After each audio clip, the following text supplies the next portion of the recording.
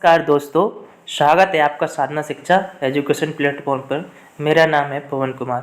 Friends, आज बात करेंगे 23 दिसंबर को जो फर्स्ट पेपर हुआ था सीटेट का, उसमें कौन से प्रश्न आए थे, किस तरह के प्रश्न आए थे और आगे किस तरह के प्रश्न आएंगे, उन सब चीज़ों को आज अपन एक एक करके देखेंगे। चलिए शुरू करते हैं। ठीक है, अगर सब्जेक्ट का डिफ़िकल्टी लेवल की अगर बात करें तो CDP ईजी कह सकते हैं। ठीक है, और इंग्लिश भी थोड़ा इजी था और संस्कृत मॉडरेट था, ना ही सरल था ना ही डिफ़िकल्ट था।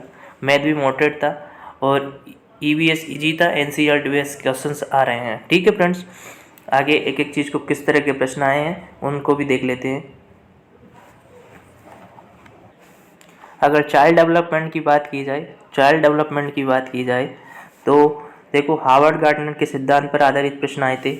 ठीक है, हार्वर्ड गार्डनर से संबंधित प्रश्न आ रहे हैं, हर एग्जाम में आ रहे हैं, ये हर पेपर में आ रहे हैं। ठीक है, शिक्षा नीति 2020 से संबंधित प्रश्न पूछे जा रहे हैं, इसको पक्का देख के ही जाइए। नई शिक्षा नीति 2020 है, यहाँ से प्रश्न हर हाल में पूछे जा रहे हैं। ठीक है, बाला का फुल फॉर्म पूछा गया था। ठीक है, और पियाजे के संबंधित से प्रश्न पूछे जा रहे हैं। वाइगोत्स्की के सिद्धांत पर सवाल है और उनके क्या अर्थ है, कौन सी अवस्था, इस तरह प्रश्न पूछे जा रहे हैं। मल्टीलैंग्वेजम से प्रश्न पूछे गए थे। ठीक है, और 2 से 3 प्रश्न, how many dots are there in inclusive education से 2 से 3 प्रश्न पूछे गए थे। ठीक है, और जो डिसेबिलिटी है, डिस्ग्राफिया, डिसलेक्सिया, डिसकैलकुलिया, यहाँ से एक प्रश्न पूछा गया था। कोलबर्ग के जो मॉरल डेवलपमेंट थ्योरी है, वहाँ से प्रश्न पूछे गए थे और NCF 2005 से भी प्रश्न पूछे गए थे। न्यू एजुकेशन पॉलिसी से भी प्रश्न आए थे, मोटिवेशन से और जेंडर वेट्स और लर्निंग, हेरिडिटी एंड एनवायरनमेंट। देखो प्रश्न, जो बच्चे हैं वो डायरेक्टली क्वेश्चंस हमें नहीं बता पाते हैं, तो वो टॉपिक वाइज बता देते हैं कि हाँ, इस टॉपिक से इस तरह प्रश्न आया था। तो ये फ्रेंड्स, एक तरह से मैं पहले भी आपको बता गया कि पियाजे, कोलबर्ग, NCF 2005 और नई शिक्षा नीति और बुद्धि के सिद्धांत, ये इम्पोर्टेंट टॉपिक है। और जो हमारे डिसेबिलिटी है, बालक की जो डिसेबिलिटी होती है भाई, पढ़ने संबंधी विकार, लिखने संबंधी विकार, गणितीय सॉल्यूशन करने संबंधी विकार, जो डिसलेक्सिया, डिसकैलकुलिया, डिस्ग्राफिया, ये सब एक बार अच्छे से देख के जाना है। ठीक है, यहाँ से फ्रेंड डेली प्रश्न पूछे ही जा रहे हैं। ठीक है, अब चाइल्ड डेवलपमेंट की बात करते हैं, नेक्स्ट सब्जेक्ट की। EVS की अगर बात करें, इसको थोड़ा सा बड़ा कर लेते हैं। EVS की अगर बात की जाए तो झारखंड की मुख्य फसल कौन सी है, यानी झारखंड से प्रश्न पूछा गया था। देखो, ये NCERT सार में ये सब कुछ है, जो प्रश्न है वो NCERT सार है, तो एक बार NCERT सार जरूर पढ़ के जाइए। ग्रेगर जेंट मेंडल से संबंधित सवाल था। कर्नाटक में मिट्टी खोदने के औजार को क्या कहते हैं, इस तरह प्रश्न था। अरब सागर के तटीय स्थान में कौन से राज्य हैं, इस तरह प्रश्न था। जूम खेती से संबंधित प्रश्न थे। ब्रेन लिपि कितने बिंदु होते हैं, इस तरह प्रश्न था। लाल मिर्च कहाँ का मसाला है, ये प्रश्न था। कुड़ू की कहाँ की भाषा है। देखो, भाषा से संबंधित हर EVS पेपर में पूछा जा रहा है, तो कौन सी भाषा किस स्टेट की है वो आप एक बार अच्छे से देख लेना। उल्लू रेशम कीट सिलोत की सम्मिलित करने को कहा गया, इस तरह प्रश्न था। मधुमक्खी के छत्ते से संबंधित सवाल था। ठीक है, ये चीज़ भी NCERT सार में है। पौंच मल्ली किसके लिए प्रसिद्ध है और सूंघने समझने की क्षमता सबसे अधिक किस में होती है। तो ये इस तरह के प्रश्न EVS में देखे जा रहे हैं। तो EVS के लिए आप NCERT समरी को एक बार रिवीजन करके जाइए और पेडागोजी को एक बार बढ़िया से समझ के चले जाना। EVS में अच्छे मार्क्स आप प्राप्त करेंगे। ठीक है फ्रेंड्स, बात करते हैं नेक्स्ट सब्जेक्ट की। अगर मैथमेटिक्स की बात की जाए तो मैथमेटिक्स भी मॉडरेट आ रहा है। पेडागोजी तो मान के चलिए इजी है, लेकिन जो कैलकुलेशन वाले सवाल है वो थोड़ा लेंदी हो जाते हैं, तो सॉल्व करने में थोड़ा टाइम लग जाता है। ठीक है फ्रेंड, देखते हैं। टाइम, स्पीड एवं डिस्टेंस से प्रश्न पूछे गए थे और मीटर, सेकंड दोनों से प्रश्न पूछे गए थे। मैप संबंधित प्रश्न थे। सिमेट्री लाइन के सवाल थे। सिंप्लीफिकेशन पर थे। रिमेडियर बनाने का को कहा गया था। नंबर सिस्टम पर आधारित प्रश्न तो हर बार पूछे जा रहे हैं, नंबर सिस्टम को अच्छे से तैयार कर लेना। और चीनी के डिस्ट्रीब्यूशन से संबंधित सवाल थे, ठीक है। और बेने हिल नंबर फेज और भिन्न से संबंधित प्रश्न पूछे गए थे। 15 नंबर का न्यूमेरिकल और 15 नंबर का पेडागोजी।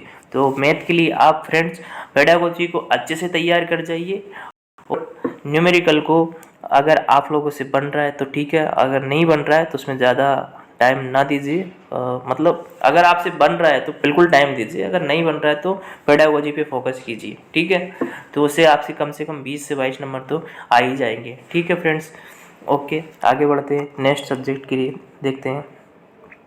हिंदी लैंग्वेज की करें तो मानवीकरण में कौन सा अलंकार है और अलंकार और समाज से संबंधित सवाल पूछे गए थे, ठीक है। और रीडिंग कॉम्प्रिशन यानी पैसेज की बात करते हैं, पेड़ पौधे उपसर्ग प्रत्यय अलंकार विलाम पोएम इस तरह आए थे, और पेडागोजी आई थी, ठीक है फ्रेंड्स। तो इसमें भी 2 पैसेज आते हैं और पेडागोजी आती है हिंदी में। तो पैसेज के लिए आपकी अंडरस्टैंडिंग यानी पैसेज को पढ़ने की स्पीड अच्छी होना चाहिए और उसकी समझ पैसेज पे आधारित होना चाहिए। फ्रेंड पैसेज के लिए मैं एक इम्पोर्टेंट बात आपको बता दूं, जो सब पैसेज कह रहा है ना उसी के अकॉर्डिंग जाइए, उसके भाव से जाइए, उसमें अपना इंटेंट मत जोड़िए, ठीक है फ्रेंड्स। तो आपको पैसेज में से पूरे नंबर मिलेंगे, राइट। और दूसरा ये है कि आप घर पे प्रैक्टिस करके जाइए, घर पे मॉक टेस्ट लगा के जाइए, तो वहाँ पे आपको टाइम मैनेजमेंट करने में बहुत हेल्प मिलेगी, राइट, ठीक है। और अगर लैंग्वेज की बात की जाए तो हिंदी का पेडागोजी अच्छे से कंप्लीट कर लीजिए, तो वो आपको संस्कृत में भी हेल्प करेगा और इंग्लिश में भी हेल्प करेगा, राइट। नेक्स्ट लैंग्वेज की बात करते हैं, इंग्लिश लैंग्वेज। इसमें सोशियो कल्चर बेस्ड पैराग्राफ आया था और उसी से प्रश्न पूछे गए थे। तो लैंग्वेज में सेम है, 15 नंबर का पैसेज आते हैं और 15 नंबर की पेडागोजी आती है, राइट। संस्कृत लैंग्वेज की बात करेंगे और बीरबल राज्य लक्ष्मी पर आधारित एक पैसेज पूछा गया था, और बच्चों में भाषा का विकास कैसा होता है इस तरह के प्रश्न का एक पैसेज पूछा गया था, ठीक है फ्रेंड्स। तो ये हो गया आज अपन पेपर फर्स्ट की डिस्कशन की बात हो गई है, ठीक है। अगर वीडियो अच्छा लग रहा हो तो बिल्कुल साधना चैनल को सब्सक्राइब कीजिए, क्योंकि यहाँ पे CDP से चाइल्ड डेवलपमेंट एंड पेडागोजी से की सारा संपूर्ण डिस्कशन किया जाता है। अभी सीटेट के पेपर चल रहे हैं तो यहाँ डेली पेपर का एनालिसिस किया जाएगा। जल्दी MPTET यानी संविदा भर्ती इनकी तैयारी भी शुरू करेंगे। तो ठीक है फ्रेंड्स, तो ये तो हो गया आज के पेपर फर्स्ट का डिस्कशन। तो इसमें आगे आने वाले पेपर में आपको क्या करना चाहिए उसको भी मैं थोड़ा सा शेयर कर देता हूँ। तो सबसे पहले चाइल्ड डेवलपमेंट की बात की जाए, अगर पेडागोजी की बात की जाए तो आप सबसे पहले तो प्याजे का सिद्धांत, कोलवर्ग के सिद्धांत, ठीक है, थॉर्नडाइक के सिद्धांत और वाइगोस्की के सिद्धांत, नोम चोम्स्की, NCF 2005 और डिसेबिलिटी वाले प्रश्न, डिस्कैल्कुलिया, डिस्ग्राफिया इस तरह के प्रश्न, और राष्ट्रीय नई शिक्षा नीति 2020 से संबंधित ये आप नेट से देख कर पढ़ के जा सकते क्या पढ़ना ही है हर हाल में। और मूल्यांकन संबंधित और बुद्धि संबंधित ये टॉपिक को एक बार अच्छे से रिवीजन करके जाइए, राइट। ये हो गई CDP की बात। एनवायरनमेंट के लिए बात की जाए तो आप NCERT समरी पूरा नहीं, सिर्फ NCERT समरी 3 से 5 का इसको एक बार अच्छे से रिवीजन करके जाए, और पेडागोजी को एक बार रिवीजन करे जाइए। EVS से संबंधित हित मतलब हमारे एनवायरनमेंट के हित में होना चाहिए, तो उस तरह आप एक दूसरे को रिलेट करके अच्छे से अंडरस्टैंडिंग बैठा सकते हैं, राइट। एक बार फिर से बता देता हूँ, EVS के लिए NCERT समरी जरूर रिवीजन करके जाए, ठीक है, और पेडागोजी को भी एक नज़र में देख लेना, ठीक है फ्रेंड। बात करते हैं अगर लैंग्वेज की, तो लैंग्वेज में आप हिंदी को अच्छे से पेश की पेडागोजी तैयार कर लीजिए। आपको ये दोनों ही, अगर आप इंग्लिश लेते हैं सेकंड भाषा तो उसमें भी हेल्प मिलेगा, और अगर आप संस्कृत लेते हैं तो उसमें भी आपको हेल्प मिलेगा। और जैसे अगर फर्स्ट लैंग्वेज आपकी हिंदी है तो हिंदी में आप पैसेज को अच्छे से रीडिंग कीजिए। अच्छे से रीडिंग आप तब कर पाएंगे तब आप घर पे मॉक टेस्ट हेल्प करेंगे, ठीक है।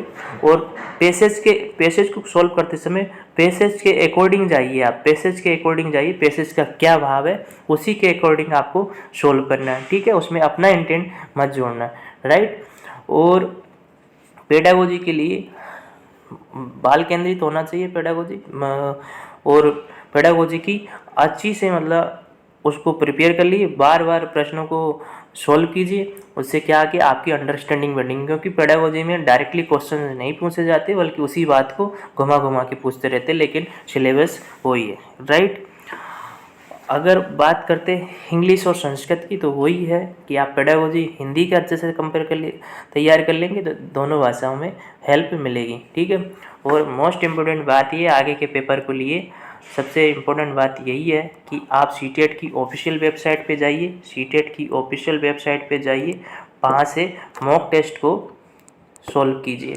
उससे आपको टाइम मैनेजमेंट में बहुत हेल्प मिलेगी, क्योंकि सीटेट का पेपर तो बन जाता है लेकिन टाइम में कमी आती है, ठीक है। क्योंकि हर भाषा में दो दो प्रश्न थे, तो इस तरह 4 तो पैसेज हो जाते, तो उनको पढ़ने और अंडरस्टैंडिंग बढ़ाने में ही हमारा काफ़ी समय चला जाता है, ठीक है। और दूसरी महत्वपूर्ण बात यह है कि किसी भी क्वेश्चन से आप फाइट मत कीजिए। अगर आपको एक क्वेश्चन में 1 मिनट से ज़्यादा समय लग रहा है तो उसको स्किप कीजिए, मार्क फॉर रिव्यू कर दीजिए। जब आपको उसका आंसर समझ में आ जाए तो फिर उस प्रश्न पे दोबारा आ जाइए। यानी एक प्रश्न पर आपको 1 मिनट ही देना है, क्योंकि इसमें नेगेटिव मार्किंग है नहीं, इसलिए कोई भी प्रश्न आपको छोड़ना नहीं है, ठीक है फ्रेंड्स। आप इस तरह की स्ट्रेटजी फॉलो करते हुए चलिए और आपका सीटेट हर हाल में क्वालिफाइड होगा। आपको सीटेट क्वालिफाइड करने से कोई नहीं रोक सकता। तो ओके फ्रेंड्स, धन्यवाद। मैं नेक्स्ट वीडियो में 23 दिसंबर वाले सेकंड पेपर को भी डिस्कस करूँगा। Okay, thank you.